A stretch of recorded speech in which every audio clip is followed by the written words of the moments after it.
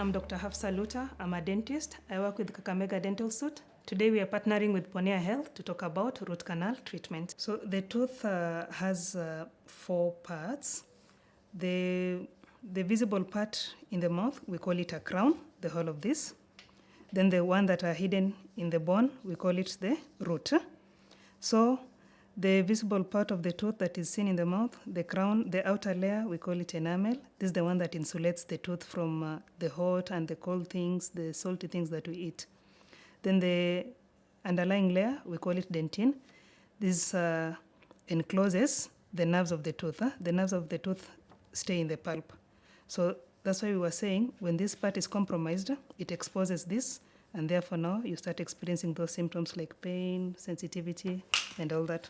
So the dentin, it houses the chamber, the pulp chamber. This one is where our blood vessels to the tooth and the nerves, they sit.